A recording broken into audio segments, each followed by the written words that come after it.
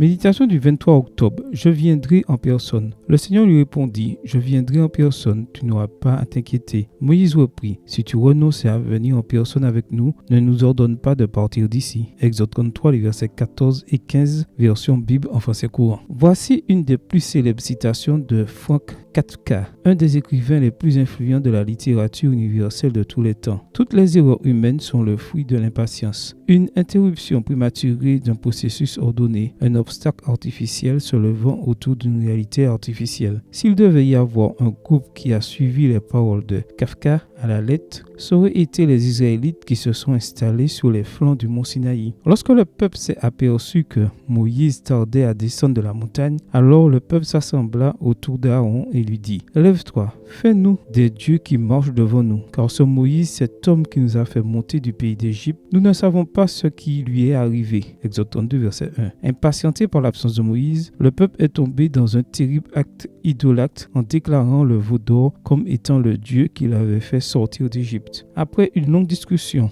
entre le Seigneur et Moïse, le peuple a été pardonné et autorisé à poursuivre son voyage vers Canaan. Après ce terrible événement, Moïse a demandé au Seigneur de l'accompagner dans le long voyage vers la terre promise. Alors, le Seigneur lui répondit, « Je viendrai en personne, tu n'auras pas à t'inquiéter. » Moïse reprit, « Si tu renonces à venir en personne avec nous, ne nous ordonne pas de partir d'ici. » Et Dieu lui a assuré ceci, « Je viendrai en personne. » Le peuple voulait qu'un veau d'or l'accompagne, mais Dieu a passé outre l'impatience du peuple et a décidé non seulement de l'accompagner, mais de le précéder en tant que Dieu qui, comme le dit littéralement Exode 34, verset 7, supporte les fautes. Version parole de vie de son peuple. Le Seigneur n'y va pas comme un simple spectateur, mais comme le compagnon qui rendra le voyage plus léger pour son peuple. Peut-être certains d'entre nous veulent, comme Israël, un Dieu visible qui ressemble à ce que nous tenons dans nos mains, un veau d'or auquel nous pouvons attribuer nos succès. Mais ce dont nous avons vraiment besoin, c'est de croire que Dieu nous a dit « Je viendrai en personne ». Cette présence invisible à l'œil, silencieuse à l'oreille, mais ressentie dans l'âme, cette présence qui remplit nos espaces vides, qui nous parle quand toutes les voix sont silencieuses, cette présence qui se charge de notre